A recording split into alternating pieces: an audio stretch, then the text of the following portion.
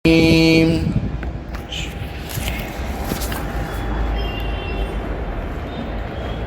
كان لبشر أن يؤتيه الله الكتاب والحكم والنبوة ثم يقول للناس كونوا عبادا لي من دون الله ولكن كونوا ربانيين بما كنتم تعلمون الكتاب وبما كنتم تدرسون ولا يأمركم أن تتخذوا الملائكة والنبيين أربابا أيأمركم بالكفر بعد إذ أنتم مسلمون صدق اللہ العظیم۔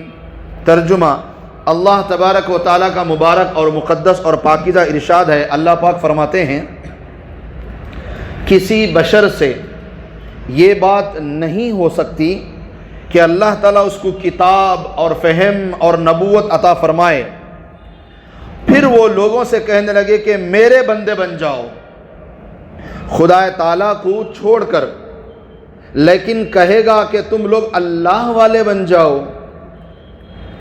بوجہ اس کے کہ تم کتاب سکھاتے ہو اور بوجہ اس کے کہ پڑھتے ہو، اور نہ یہ بات بتلاوے گا کہ تم فرشتوں کو اور نبیوں کو رب قرار دے لو، کیا وہ تم کو کفر کی بات بتلاوے گا بعد اس کے کہ تم مسلمان ہو۔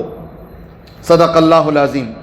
سورہ آل عمران کی یہ آیت نمبر 70 پر 9 اور 80 ہے۔ پہلی آیت کا خلاصہ یہ ہے کہ جب اللہ پاک نے حضرات انبیاء اور حضرات رسول کو کتاب، فہم اور نبوت عطا فرمائے، اور یہ حضرات انبیاء اور یہ حضرات رسول کتاب ملنے کے بعد، ایک صحیح فہم اور سمجھ ملنے کے بعد، نبوت ملنے کے بعد، بجائے لوگوں کو اللہ کی طرف بلانے کے خود اپنی طرف بلائیں، ایسا نہیں ہو سکتا۔ نبی جب بھی بلائیں گے اللہ کی طرف بلائیں گے، نبی جب بھی عبادت کا حکم کریں گے وہ اللہ کی عبادت کا کریں گے۔ کوئی نبی کوئی رسول اپنی ذات کی طرف کوئی نہیں بلائے گا۔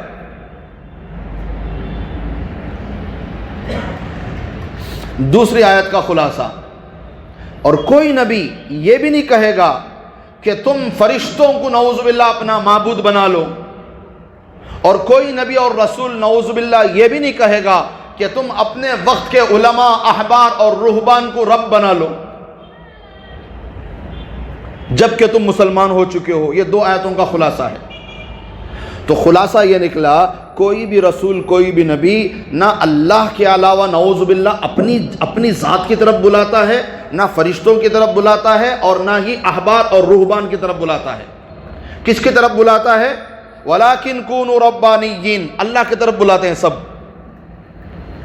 میرے عزیزوں، میرے بھائیوں، یہ آیت کریمہ 3 چیزوں کے رد میں اتاری گئی ہے۔ دیکھو، جو شان نزول بعض دفعہ ایک ہوتا ہے اور بعض دفعہ کئی سارے واقعات ہوتے ہیں، اس کے بعد جو آیت اترتی ہے وہ سب کے لیے شان نزول بن جاتی ہے۔ بعض دفعہ آیت کا ایک سبب ہوتا ہے، ایک وجہ ہوتی ہے، ایک کوئی واقعہ گزرتا ہے، اس کے بعد آیت اترتی ہے۔ بعض دفعہ ایک کے بعد دوسرا، دوسرے کے بعد تیسرا واقعہ ہو جاتا ہے، اس کے بعد جب قرآن اترتا ہے تو صحابہ یہی سمجھتے ہیں نبی سے کہ یہ جو آیت اتری ہے یہ تینوں واقعے کے لیے ہے۔ تو کوئی کہے گا کہ یہ آیت اس واقعے کے لیے اتری ہے، کوئی کہے گا اس واقعے، حالانکہ سب کے لیے اتری ہے۔ تو المختصر یہ سمجھیں کہ بعض دفعہ شان نزول کسی ایک حصے کے لیے ہوتا ہے، کبھی 2-3 کے لیے بھی ہو جاتا ہے، کوئی مسئلہ نہیں۔ اب دیکھو، یہ جو سورہ آل عمران شروع ہوا ہے، وہاں سے یہ سلسلہ چلا ہے۔ ایک وفد نجران نبی کے پاس آیا ہے، پھر نبی سے ان سے بات چیت ہوئی ہے، نبی نے سمجھایا، وہ سمجھنے کے لیے تیار نہیں۔ پھر نبی سے انہوں نے سوال کیے، نبی نے اس کے بہترین جواب دیے قرآن کے انداز میں، اس کا بھی انہوں نے انکار کر دیا۔ پھر کہا حضرت عیسیٰ علیہ السلام کی پیدائش کے بارے میں، تو نبی نے فرمایا کہ ان کی پیدائش حضرت آدم کی طرح ہے، یہ بھی سمجھنے سے انکار کر دیا۔ پھر کہا کہ بھی آؤ مباہلہ کریں گے، اس کا بھی انہوں نے عیسائیوں نے انکار کر دیا۔ پھر کہنے لگے کہ ہم کس بات پر مسلمان ہو، ہم تو خود حضرت ابراہیم کو مانتے ہیں۔ تو اللہ نے فرمایا کہ حضرت ابراہیم نہ عیسائی تھے نہ یہودی تھے۔ یہ ساری باتیں چلی آ رہی ہیں۔ پھر اللہ نے فرمایا کہ یہ یہودیوں اور عیسائیوں یعنی مطلق اہل کتاب کی عادت ہے کہ ہمیشہ خیانت کرتے ہیں، دنیا کے معاملے میں بھی اللہ کے معاملے میں بھی، اور یہ وعدہ خلافی بھی کرتے ہیں، اور یہ عہدوں کو بھی توڑ دیتے ہیں، اور یہ جھوٹی قسم بھی کھاتے ہیں۔ یہاں تک کہ ان کی خیانت اتنی بڑھ گئی کہ ان کی خیانت میں سے ایک خیانت یہ بھی ہے کہ یہ قرآن کے اندر تبدیلی اور تحریف کرنے کی بھی کوشش کی ہے۔ اب اس کے بعد اللہ فرما رہے ہیں عیسائیوں کا ایک عقیدہ، جھوٹا عقیدہ، انہوں نے خود اپنے عقیدے بنائے ہوئے ہیں۔ جیسے حضرت عیسیٰ علیہ السلام کو نعوذ باللہ اللہ کا بیٹا بنایا ہوا ہے، اسی طرح ایک عقیدہ انہوں نے یہ بھی بنایا ہوا تھا۔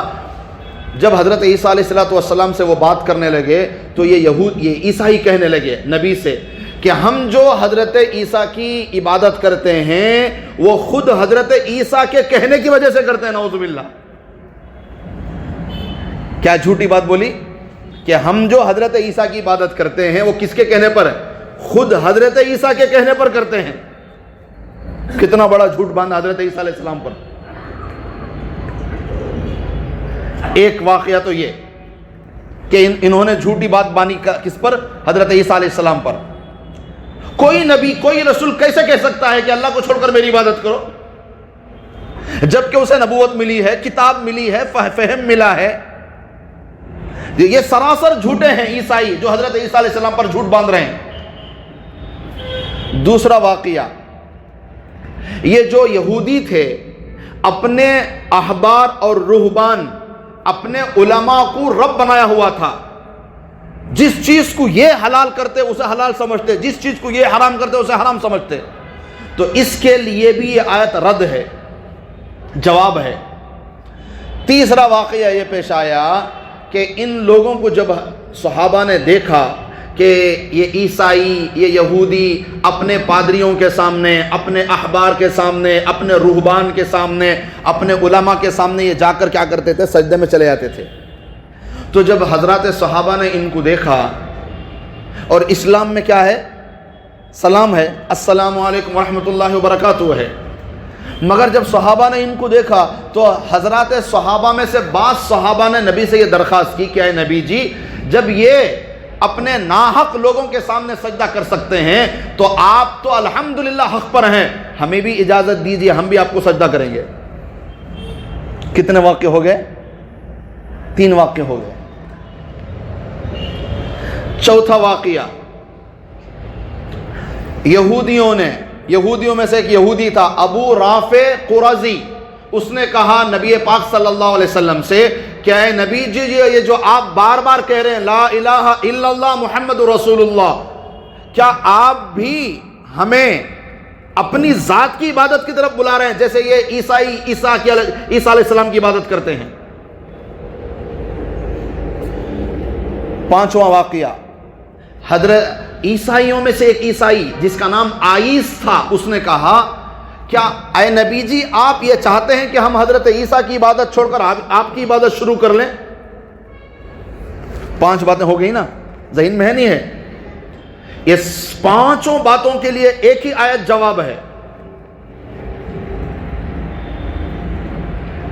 اللہ پاک فرما رہے ہیں ما کان لبشر ان یؤتیہ اللہ الکتاب، کسی بھی بشر یعنی کسی بھی نبی، کسی بھی رسول کے لیے یہ زیب ہی نہیں دیتا، یہ ان کی شان ہی نہیں ہے کہ اللہ نے ان کو کتاب دی، والحکمہ فہم دی، والنبوہ نبوت عطا فرمایا، ثم یقول پھر یہ انبیاء اور رسول کہیں للناس لوگوں سے کونو عبادا لی کہ تم اللہ کو چھوڑ کر میری عبادت کرو، یہ ہو ہی نہیں سکتا۔ من دون اللہ، اللہ کے علاوہ، ہاں یہ ہو سکتا ہے، ولیکن کونوا ربانیین، اللہ کی عبادت کرو۔ یہ کہ سارے انبیاء اور رسولوں کی دعوت یہی ہے کہ وہ ہمیشہ اللہ کی عبادت کی طرف بلاتے ہیں۔ جیسے مثال کے طور پر سورہ بقرہ آیت نمبر 21، آپ صلی اللہ علیہ وسلم نے فرمایا یا ایھا الناس اعبدوا ربکم، اے لوگوں اللہ کی عبادت کرو۔ سورہ انبیاء آیت نمبر 25 وما ارسلنا من قبلك من رسول الا نوحی الیہ انہ لا الہ الا انا. سارے انبیاء، سارے رسول، سب نے ایک ہی بات کی دعوت دی، اللہ کی طرف دعوت دی. سورہ اعراف میں حضرت نوح علیہ السلام کے بارے میں لقد ارسلنا نوحا الى قومه، حضرت نوح علیہ السلام نے اپنی قوم کو دعوت دی. کیا دعوت دی؟ یا قوم اعبدوا، اللہ کی عبادت کرو. وَإِلَىٰ عَادٍ أَخَاهُمْ هُودًا، حضرت ہود علیہ السلام نے اپنی قوم کو دعوت دی. فَقَالَ يَا قَوْمِ اعْبُدُوا اللَّهَ، اللہ کی عبادت کرو. حضرت صالح علیہ السلام کے بارے میں وَإِلَىٰ ثَمُودَ أَخَاهُمْ صَالِحًا قَالَ يَا قَوْمِ اعْبُدُوا اللَّهَ، اللہ کی عبادت کرو. حضرت لوط علیہ السلام سورہ شعراء اذ قال لهم اخوهم لوط الا تتقون انی لکم رسول امین فاتقوا اللہ، اللہ کی عبادت کرو.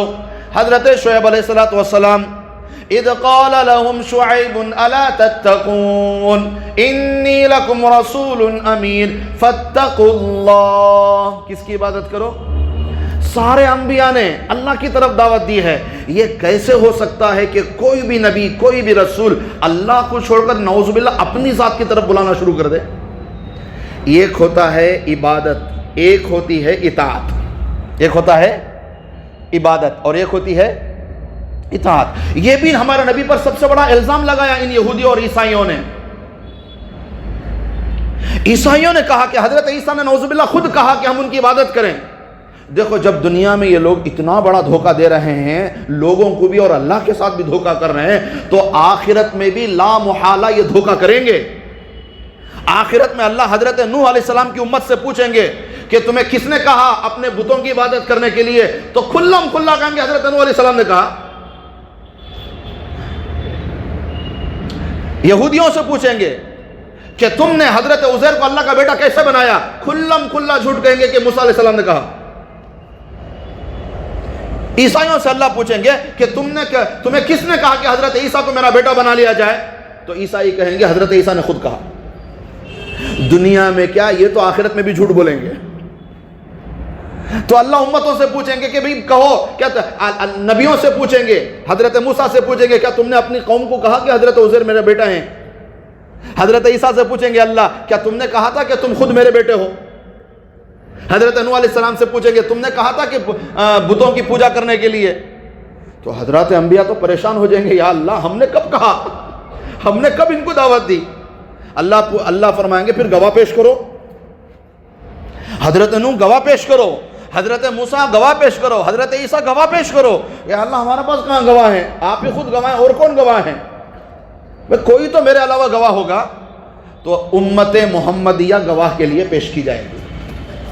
سبحان اللہ، کہو سبحان اللہ. اللہ نے کیا اونچا مقام دیا ہے، سبحان. اس امت کو اللہ نے کیا مرتبہ دیا ہے. تو یہ امت کہے گی کہ یا اللہ ہم گواہی دیں گے. حضرت نوح سچے ہیں، ان کی قوم جھوٹی ہے، ہم گواہی دیں گے. حضرت موسیٰ سچے ہیں، ان کی قوم جھوٹ بول رہی ہے، ہم گواہی دیں گے. حضرت عیسیٰ سچے ہیں، ان کی قوم جھوٹ بول رہی ہے، ہم گواہی دیں گے. اللہ فرمائیں گے کہ اے امت محمدیہ تم تو ان کے زمانے میں نہیں تھے، تو پھر تم گواہی کیسے دے رہے ہو؟ تو امت محمدیہ کہے گی یا اللہ، عرض کرے گی یا اللہ آپ کا جو کلام ہے وہ سب سے بڑا سچا کلام ہے. آپ سچے، آپ کا کلام سچا. آپ کے کلام میں ہم نے پڑھا کہ حضرت نوح علیہ السلام نے اپنی امت کو آپ کی طرف دعوت دی ہے، حضرت موسیٰ نے آپ کی طرف دعوت دی ہے، حضرت عیسیٰ نے آپ کی طرف دعوت دی ہے. حضرات انبیاء سچے ہیں، ان کی امتیں جھوٹی ہیں. ہم گواہی دے رہے ہیں، آپ کے کلام میں لکھا ہوا ہے، ہم نے پڑھا ہے. سبحان اللہ. گواہی قبول کی جائے گی، ایسی نہیں کہ گواہی رد کی جائے گی. نہیں، گواہی قبول ہو رہی ہے کیونکہ ہمارے پاس دلیل اللہ کا کلام ہے. سبحان اللہ. سب سے بڑی دلیل، حوالہ، سند، سرٹیفکیٹ تو اللہ کا کلام ہے ہمارے پاس.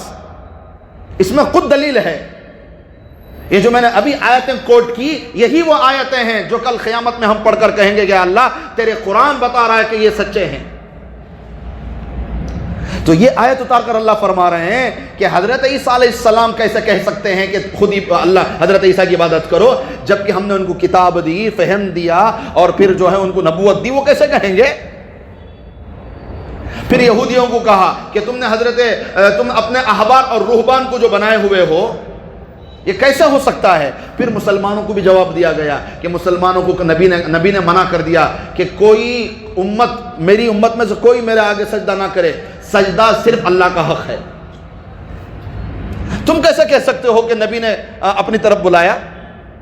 کوئی نبی 1.25 لاکھ ہوئے کہ 2.25 لاکھ ہوں، کوئی نبی کوئی رسول دنیا میں اپنی ذات کی طرف بلا ہی نہیں سکتا۔ کیوں؟ کیونکہ یہ اللہ کا انتخاب ہے۔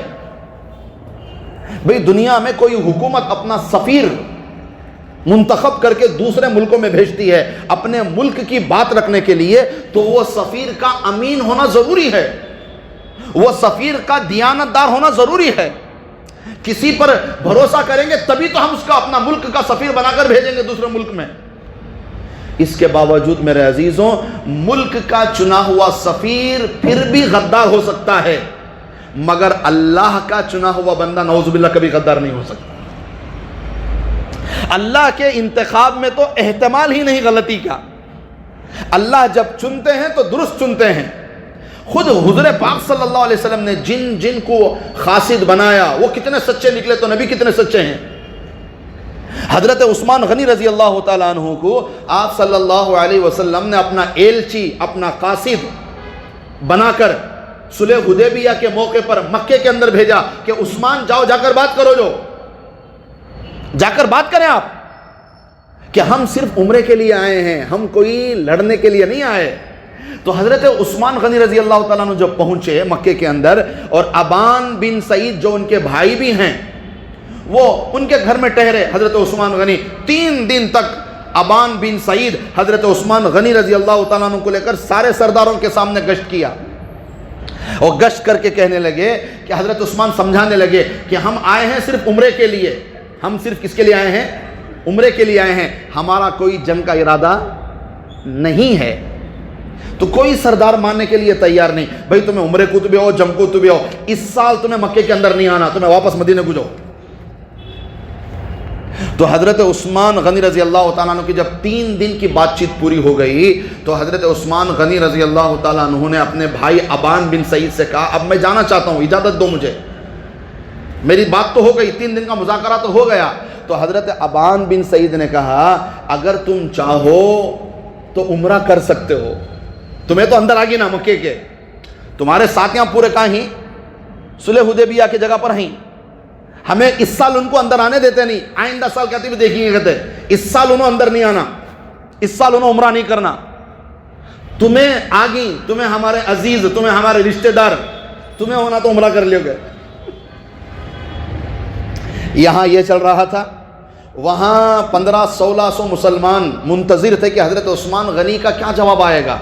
تو باتوں میں حضرات صحابہ نے آپس میں مذاکرہ وہاں پر کیا نبی پاک صلی اللہ علیہ وسلم کے زمانے میں کہ اے نبی جی، حضرت عثمان کے تو مزے ہوں گے، وہ تو عمرے پر عمرہ کر رہے ہوں گے۔ تو آپ صلی اللہ علیہ وسلم نے فرمایا مجھے یقین ہے کہ میرا عثمان میرے بغیر عمرہ نہیں کرے گا۔ یہ ہوتا ہے امانت دار قاصد، دیانت دار سفیر۔ نبی نے کیا فرمایا کہ مجھے یقین ہے کہ میرا عثمان میرے بغیر عمرہ نہیں کریں گے۔ اور ادھر ابان بن سعید نے کہا کہ عثمان کیا کر لو، عمرہ کر لو۔ حضرت عثمان کی زبان سے نکلا میرے نبی کے بغیر میں عمرہ نہیں کروں گا۔ یہ ہوتا ہے امانت دار سفیر، کہ جس کام کے لیے نبی نے بھیجا بس اتنا کر کے آؤ، دوسرا کام نہیں۔ اسی طرح میرے عزیزوں، حضرت خالد بن ولید کے زمانے میں مسلمانوں کا لشکر پہنچا ایرانیوں کے مقابلے میں، اور ادھر ایرانی تھے، اس کا جو سپہ سالار تھا نا وہ مشہور زمانہ پہلوان بہادر رستم تھا۔ رستم نے حضرت خالد بن ولید سے کہا کہ مذاکرے کے لیے کسی کو بھیجو، حضرت ربیع بن عامر کو بھیجو۔ تو حضرت خالد بن ولید نے رستم کی درخواست پر حضرت ربیع کو بھیجا، جاؤ جا کر بات کرو، جو جنگ سے پہلے بات کرو، کوئی حل نکل جائے بات چیت سے تو ٹھیک ہے، ورنہ پھر جنگ ہوگی۔ تو ادھر رستم نے کہا ادھر بات چیت کے لیے ایک جماعت آ رہی ہے، لہٰذا میرے پورے محل کو سجاؤ۔ ریشمی کپڑوں سے سجایا گیا، ریڈ کارپیٹ قالین بچھایا گیا، چاندی کے اشیاء رکھے گئے، اسباب زینت اختیار کیے گئے، سارے چمک دھمک۔ تو ادھر سے حضرت ربیع بن عامر سیدھے سادے کپڑے میں، ٹوٹی تلوار، وہ بھی ننگی، نیام سے نکالنے کو، اپنے گھوڑے پہ بیٹھ کو بات چیت کے لیے بنا بے دھڑک بے خوف وقت کے رستم کے پاس بات چیت کرنے کے لیے آ رہی، اور آئے بھی آتے آتے سیدھا کارپیٹ کے اوپر گھوڑا چڑھا لگا گئے، قیمتی کارپیٹ ہے، اور حضرت گھوڑے کے اوپر جو اندر سے آگے۔ تو ساتھیوں نے کہا، ان کے رستم کے وزیروں نے کہا کہ بھی گھوڑے سے اتر جاؤ، یہ تو قیمتی قالین ہے، ہم لوگ پیر میں چپل پہن کے نہیں چلتے قالین میں کہ قالین خراب، اور آپ تو گھوڑے پہ آ رہے ہیں۔ کہا بھئی ہمارا تو یہی سٹائل، آج کے زمانے میں بولنا تو ہمارا تو متاثر نہیں ہوتے، تمہارے رنگ روپ سے ہمیں متاثر نہیں ہوتے، تمہارے دولتوں سے ہم متاثر نہیں ہوتے۔ پیسوں پر ضمیر بیچنا تو آج کے کمزور مسلمان کا بے بسی ہے، اللہ معاف فرمائے۔ وہ تو صحابہ تھے نا، وہ کسی سے متاثر نہیں ہو، وقت کا سسٹم بھی سامنے ٹکر لیتا تو بھی متاثر نہیں ہوتے۔ تو حضرت بولے ہمارا طریقہ ہے، ہمیں ہاتھ نہیں سوچ کر کو سیدھا گھوڑے پہ آئے، وہ بھی بیچ بیچ میں تلوار مار لے گئے کارپیٹ کے اوپر۔ تو ان کے وزیروں نے کہا کم از کم اپنی یہ جو ننگی تلوار ہے یہ تو زیر نیام کر لیں، نیام میں رکھو، یہ کون دے بات چیت کو تلوار نکل لگاتی ہیں آگے، یہ بھی ہمارا اسٹائل۔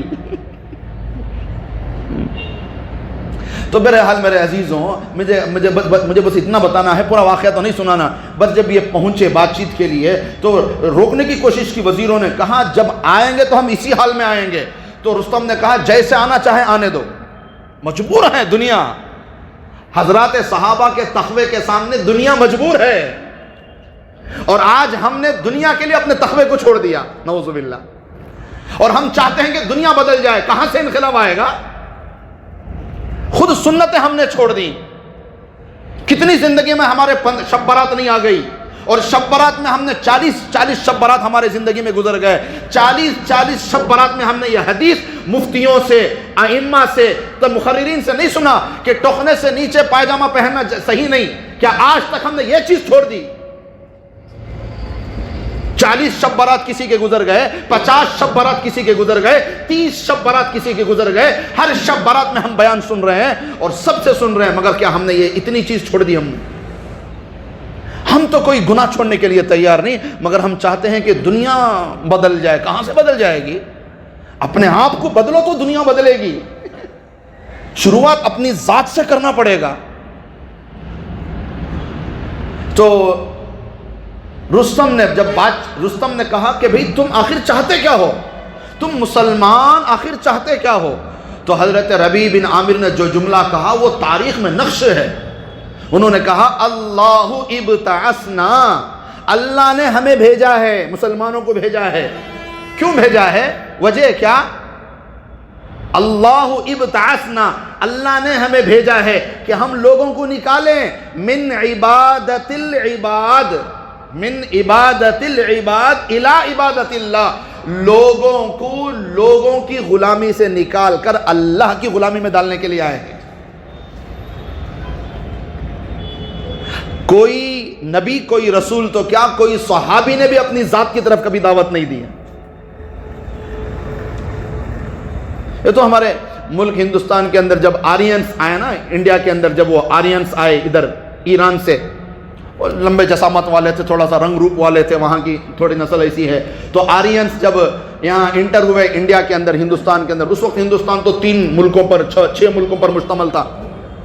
تو آرینس جب آئے تو ڈراوڈوں نے قانون بنایا تھا جسے منو کہتے ہیں، اس کے اندر 4 حصوں میں انہوں نے انسانیت کو تقسیم کر دیا، برہمنس، پھر چھتری، پھر وہ کیا ہے سو کیا وہ برہمنس، ویش، چھتری، شودر، یہ 4 حصوں میں انہوں نے تقسیم کر دیا۔ برہمنس نے کہا ہم نعوذ باللہ خدا کے سر سے پیدا ہوئے ہیں تو ہم ہمیشہ رول کریں گے، خود کا بنایا ہوا قانون ہے۔ کہ ہم خدا کے سر سے پیدا ہوئے ہیں. تو انہوں نے کہا وقت جو بادشاہ بنیں گے وہ بھی ہماری خدمت کے لیے، وہ ہماری حفاظت کے لیے بادشاہ ہیں. یہ عقیدہ ان کے ذہنوں میں بٹھایا انہوں نے، اور کہا پہلی کیٹیگری برہمنس کی، یہ ہمیشہ انڈیا پر رول کریں گے، یہ ہمیشہ دنیا پر رول کریں گے. اور کہا جاتا ہے کہ یہ یا تو 7ویں یا تو 13ویں یہودیوں کی ایک نسل ہے جو انڈیا میں برہمنس ہیں. تو انہوں نے کہا کہ ہم برہمنس نعوذ باللہ خدا کے سر سے پیدا ہوئے ہیں، تو ہم ہمیشہ جو ہے رولنگ کا کام کریں گے، ہم ہمیشہ جو ہے خدا کے معزز بن کر رہیں گے، لہذا بادشاہ جو ہوں گے وہ ہماری خدمت کے لیے، ہماری حفاظت کے لیے. یہ جو ویش ہیں یہ ہماری یہ معیشت سنبھالیں گے، کام کاج سنبھالیں گے، ان کی بھی خدمت ہمارے لیے. پھر یہ جو چھتری ہیں، یہ جو نعوذ باللہ ان کے عقیدے کے مطابق یہ خدا کے ران سے پیدا ہوئے ہیں، تو یہ کیا کریں گے؟ کام کاج کریں گے. کس کے لیے؟ برہمنس کے لیے. یہ جو شودر ہیں جو اللہ کے پیروں سے پیدا ہوئے ہیں، یہ بھی ان کے کام کاج کے لیے ہیں. بہرحال میرے عزیزوں، مجھے اتنا بس عرض کرنا ہے کہ انہوں نے انسانیت کو 4 حصوں میں تقسیم کر دیا، اور یہ دلتوں کے، یس ٹی یس کے، ان کے سب یہ جتنے بھی نچلے طبقات ہیں نا ہمارے انڈیا کے اندر، ان کے دماغوں میں بٹھا دیا کہ تو تم اگر اگلے جنم میں برہمن پیدا ہونا چاہتے ہو تو اس زندگی میں برہمن کو راضی کرنا پڑے گا. کیسے؟ نظر پیش کر کے، تحفے پیش کر کے، خدمت کر کے. آج بھی دلتوں کے ذہن میں یہ عقیدہ بیٹھا ہوا ہے. اچھا، ان کا سوال تھا کہ ہمیں کہیں کو شودر پیدا ہوئے، ہمیں کہیں کو نچلی ذات میں پیدا ہوئے، تو برہمن سے ان کو کیا سمجھاتی معلوم؟ گزشتہ جنم میں تمہیں کیا کی پاپ کر کو ہی، اس وجہ سے یہ جنم میں تم نہ شودر بنا دلے سو. اس جنم میں تمہیں اگر اچھے کام کرے، اچھے کام سے مراد برہمن کو راضی کرو، ان کی پوجا کرو، ان کی خدمت کرو، ان کے مندر. اچھا، مندر کو اندر نہیں جا سکتے شودر، ان کا سایہ بھی نہیں پڑ سکتا. تو یہ تو دنیا کے رولز ہیں. جب ہم نے کہا انڈیا کے اندر کہ مسلمانوں کو دوسروں کی طرح ریزرویشن دیا جائے، تو پتہ ہے کیا کیا انہوں نے؟ مسلمانوں کو 2 حصوں میں تقسیم کر دیا. ہمارے ہاں تو کوئی تقسیم نہیں ہے، ہم سب کلمہ پڑھنے والے برابر ہیں، مگر حکومت نے 2 حصوں میں تقسیم کر کے چھوڑ دیا. یہ جو شیخ ہیں، یہ جو پٹھان ہیں، ان کو ایک اعلیٰ ذات بنا دیا، سید شیخ پٹھانی نو اعلیٰ ذات. یہ جو انصاری ہیں، سبزی فروش، نداف، انہوں نے نچلی ذات کر کو بنا ڈالے. حالانکہ اسلام کے اندر، قرآن کے اندر کوئی ایسی تقسیم نہیں ہے. لا فضل لعربی علی العجمی، کسی عربی کو اجمی پر فضیلت نہیں. ولا لابیض، کسی گورے کو فضیلت نہیں ہے علی الاسود، کالے پر. ان اکرمکم عند اللہ اتقاکم، مسند احمد شریف کی روایت ہے. نبی نے فرمایا سب اللہ کے پاس برابر ہیں، جو محنت کرے گا تقوی میں وہ آگے بڑھے گا. 2 باتیں قرآن نے بتائی. نمبر 1، جو بھی انسان مقام حاصل کرنا چاہے خود کی محنت سے حاصل کرے. کسی خاندان میں پیدا ہونا یہ تمہارے لیے کافی نہیں ہے. خاندان کی شرافت، اسے آخرت کی نجات کا ذریعہ نہ سمجھو، محنت کو آخرت کا ذریعہ رکھو. جو جتنی جان مارے گا تقوی میں وہ اللہ کے نزدیک اتنا محبوب ہوگا. دوسرا عقیدہ قرآن نے یہ دیا انسانیت کو، اللہ اور انسان کے درمیان میں بیچ میں کوئی نہیں ہے. کوئی بھی ہاتھ اٹھا کر اللہ سے مانگو، اللہ اسے دے دے گا. یہ درمیان کے لوگوں کو ہٹاؤ. یہ 2 عقیدے. ورنہ دنیا میں کیا بنایا ہوا ہے؟ انہوں جا کو پورا سامان پجاری کے ہاتھ میں دیا تو پجاری لگاتی سو، پورا رنگ نمران جانی سو، سب جگہ یہ 600. بیچ کے آدمیاں بیٹھ کو ہی انہوں ٹچ کر رہی. اسلام کے اندر اللہ اور بندے کے درمیان میں کوئی نہیں ہے. کوئی بھی وَإِذَا سَأَلَكَ عِبَادِي أَنِّي فَإِنِّي قَرِيب، کوئی بھی ہاتھ اٹھاؤ، اللہ سننے کے لیے تیار بیٹھے ہیں. درمیان میں کسی چیز کی ضرورت نہیں ہے.